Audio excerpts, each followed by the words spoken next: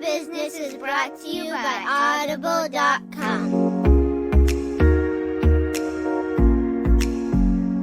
Hi, everybody, and welcome to this week's episode of Married with a Business. I'm Craig. And I'm Allison. And we're back for Season 6 of Married with a Business. Woohoo! This is exciting.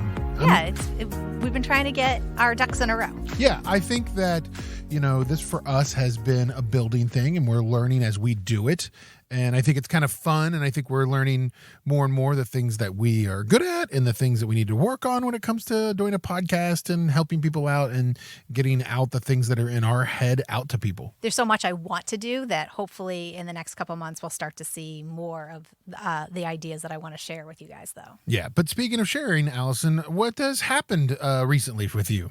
Well, it's not quite recently, but since we've been on last, we, over Memorial Day weekend, got the chance to chaperone about 11 scouts for a trip to Martha's Vineyard. We were doing a bicycle and camping trip, and these kids worked super hard, but we biked 19 miles the first day, and in the middle of the night, I got a Charlie horse, and I woke up stuck in my sleeping bag, finally got up, and I slipped in the tent, and the next morning I went to bend my knee and I had a very sharp pain. And so for the last few weeks I've been dealing with the pain and going to the MRI, and tomorrow we're supposed to go back to see the orthopedist to see do I have a tear? If it's not a tear, what is it? Because I have mobility, but I'm in a lot of pain. Yeah, you're usually not a person that complains a lot about not feeling well or having something that hurts.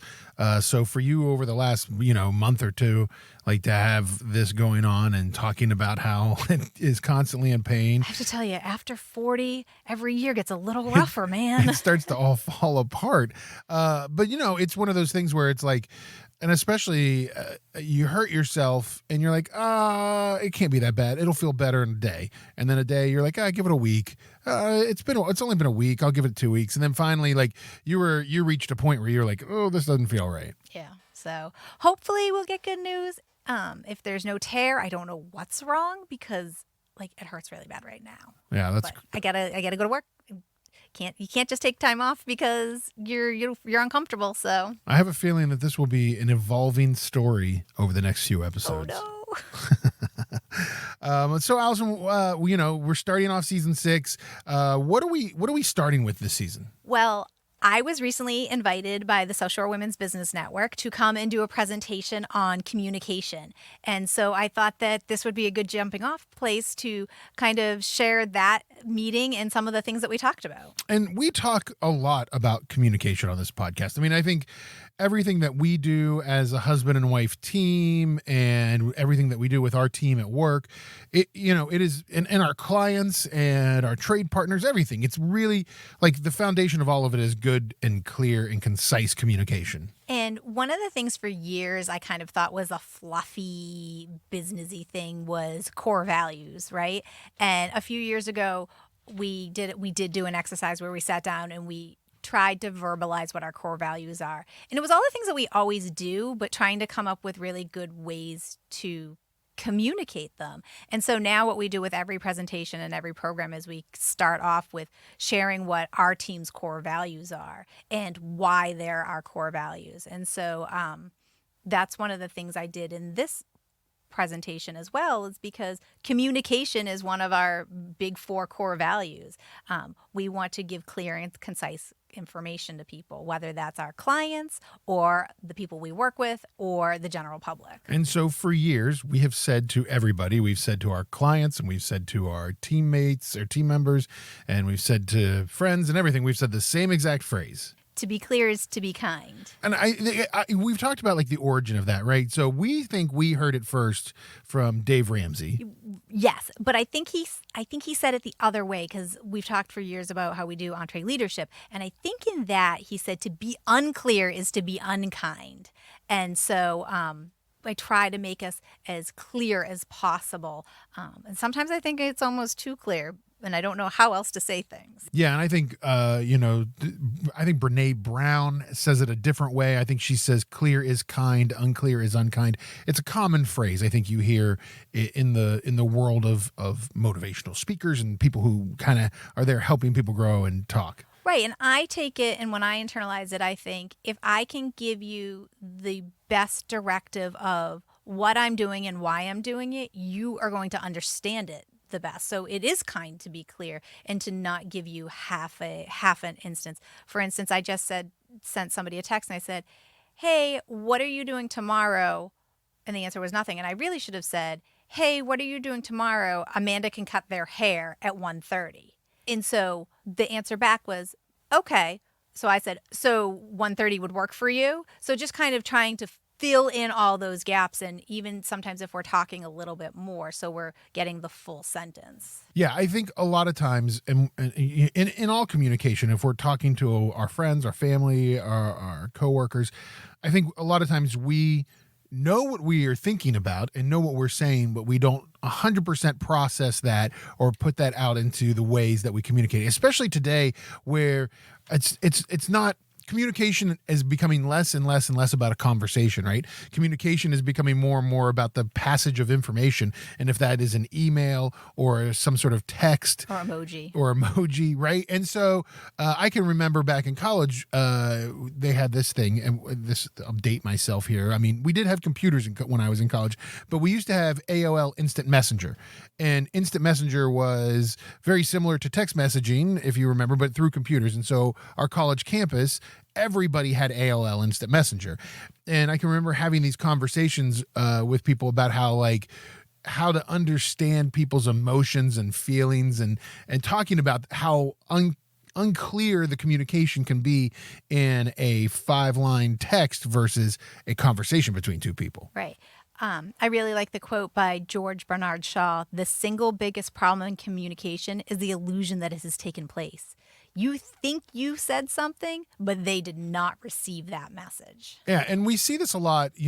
I've experienced a lot with people who, I think at the end, they think they are being clear, and they think that they're being clear to, everybody, and they're not. And then I think not having the ability or the want or being able to listen to people not understanding you sometimes affects your ability. Like you don't change. You need to be able to change. And we have people that we know that aren't great at explaining what their why is or why they're asking the questions, and they want the answer before they even explain what the purpose of the question is. And so I think thinking about being able to augment and change the way that you communicate can help be clearer. Right. We're being bombarded with so many messages, so many texts, so many emojis that it's even harder for our brain to process those things. So Greg, why do you think clear communication is important at work or at home? Well, I mean, I think the reason, and the most obvious reason is that people understand what the goal is. People understand what you're trying to say. Yeah, I think that really helps reduce frustration. And I've started to use the phrase with our team is, I want to reduce friction wherever we can. Yeah, I think that having people understand what you are clearly trying to say and ask or talk about is important. We have a team member that we have to always remind them, hey, listen, I know you told that person 2 weeks ago that you have a meeting tomorrow at 8:00. You need to remind them the day before you have a meeting tomorrow at 8:00. Right. You got to send them a text. We have a meeting in 2 days. Tomorrow morning, I'm going to send everybody a group text, confirm the meeting, make sure I have everybody's coffee orders, and then maybe even that morning say, do another text. Are we still on? Yeah. How do you, when somebody says to you, Allison, well, that's just, I feel like I'm being annoying. I'm telling them too many times. What do you say back to that? Until they tell you you're being annoying, I think that you're fine, because 90% of the time, people appreciate the reminder. I liken it to when you and I are in the car together. I will often point things out to you and say, in 90% of the time, you're like, oh my goodness, I know. And then one time, you're like, oh, I didn't see that cat, or, oh, thank you for telling me. It's the one time we catch it that saves us, right? You think I'm going to hit a cat with the car? Is that what you're concerned I about? don't know, or the kid or the whatever. It's about limiting misunderstandings. And if we get, again, it's because we get so many messages. I don't want my message to be lost. And a lot of times with my team, I'll say, I know you already know this, or I know you've already done this, but it'll make me feel better to make sure that we touch base on it. Well, and I use the phrase a lot that we need to have clear and concise communication. Like we need to be able to tell people clearly, this is what we're doing, this is why we're doing it, this is when we're doing it. Right. We don't have to reshare the whole story, but as long as we're hitting those bullet points again, it leads to a better understanding of each other too. If people know why we're doing things, they're not having to fill those what ifs in by themselves. Right. Which then again saves us time and saves us money. Right. And at the end of the day, that's the goal, right? We're all trying to become better because we want more time, and it'd be nice to have some more money. Right. And we want to have less frustration in our days. So one of the things we also talked about in this communication workshop was how words matter. How you say things is almost as important as what you say. Right. You were listening to a book recently, and you started talking about how we need to turn negative phrases into positive phrases. Yeah. Jesse Cole's new book, Banana Ball, which is about the Savannah bananas. And he talks about in that book, like how he used to say things like, no problem, which is both two negative words, no and problem. They're negative words, right? And so trying to take that and change it into something like my pleasure, so using more positive words helps, in the scheme of things, make people feel better, make it feel like it's not negative. Well, and people respond better to positive language, even if it's not on a conscious level. So some of the other phrases we had talked about were, instead of saying, why not, sounds good. Again, changing that not of a negative to something positive. Yeah, definitely. And I will say I've been trying to do this now for, I don't know, about 3 or 4 months. It's really hard. It is hard. It's like, I like the phrase no worries. Like I always tell people, no worries. But then I'm like, boy, both no and worry are both like negative words. And I got to figure out a way to be better about not using that phrase. What do you say instead? I don't know. Like I've been working on that. That's why I'd say, my pleasure or anytime. Like I'm trying to find something that fits it. Well, can't complain is another phrase that is very common in our language. Instead of that, you could say everything's going well, thank you. Yep. I forgot is a big one. Instead of I forgot, saying something more along the lines of I'll make sure to set a reminder. How about when it's taking you a little bit longer to get a proposal out to somebody? You in the past have always said what? I would say I'm sorry a lot. And so now instead of that, I've seen you working on thank you for your patience. Yeah. I've been working really hard on this to get it right. Yeah. Changing those phrases from negative. So I'd be interested to see what kind of phrases you all are using a lot that are negative and what you could do to change that into a positive. So I would challenge you this week to listen to yourself and catch yourself using negative phrases, because positive language can make you feel better, and it can make the person you're interacting with feel better. Yeah. I mean, the no worries one is so hard for me, but I'm going to work on it. Well, and I miss you. I haven't seen you in a while. Instead of that, it's so great to see you. I appreciate you being here. Again, it takes the onus from I miss you, like it's their fault, to I appreciate you being here. Someone who doesn't want to be appreciated and right. told that they're appreciated. Absolutely. So one other thing that we talked a lot about in our communication workshop was please and thank you. You and I, this has been something I think, and I don't even know where the origin is for you and I on this. We have done this. You have done this way longer than me. But please and thank you is one of those things that I feel like, I don't know, maybe 15 years ago, 20 years ago, like just disappeared in our language. And again, not using it versus using it changes the way people respond to you. If the way you ask somebody to do something, could you please do this for me, gives them the choice. People want to feel heard, and they want to feel like they're needed and respected. And even if they don't really have a choice, because what they're doing is mandatory, just the fact that you ask them by saying please it comes out as less of a directive and more of a collaborative way of doing things. And we've been working, our production staff, we've been really working with them on this, because I think that, when you are, a boots on the ground, carpenter type person, sometimes those words aren't the words that you use on a job site. They're just not common words on a job site. We are conditioned to use certain language and certain communication skills in different aspects of our life. And sometimes we just need to be encouraged to use them in better ways. And I think that, that's another example of, for you and I, sort of a top-down mentality where, like, if we're doing it, we expect everybody else to do it. As owners of the company,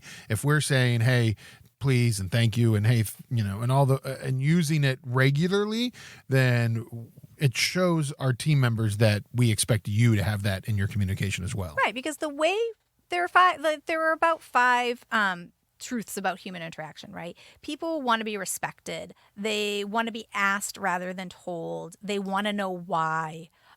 They want to have options over threats, and they want to have a second chance. So the way you ask, the way you present, the way you communicate really can make a difference. People are always trying to understand and to be understood. And I think that, that old adage of you treat people like how you want to be treated is kind of where all that stems from. So I would say that when you're listening to this week, the goal for you should really be to think about how you're communicating. How are you being clear or unclear with what you're doing? Yeah. And I think that, to be clear is to be kind is 100% spot on, and to make sure people understand the why you're asking the question, what's the purpose of what the communication is. I mean, I think that there's so many times in this world, if it is in communications with an extracurricular activity that you're in a group with, if it's communication in your business, if it's communication with your spouse, like being clear as to, and I think in our relationship, and I think in a lot of relationships with husbands and wives, we definitely will just assume you know what I'm talking about. Right. And I think and I will admit that I'm guilty of it. You're guilty of it. And it sometimes, if you're not careful, can lead to a boiling point, right? Yeah. I can't read your mind. You can't read my mind. So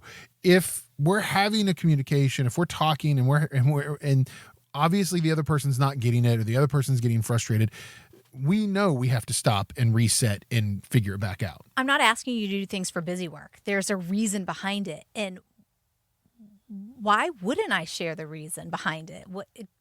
It's only not getting shared just because it doesn't occur to me to do it. But you knowing what the value is of me asking you to do something or wanting something makes you more willing to do it, and makes you less, well, they always want me to blah, blah, blah, and I don't know why.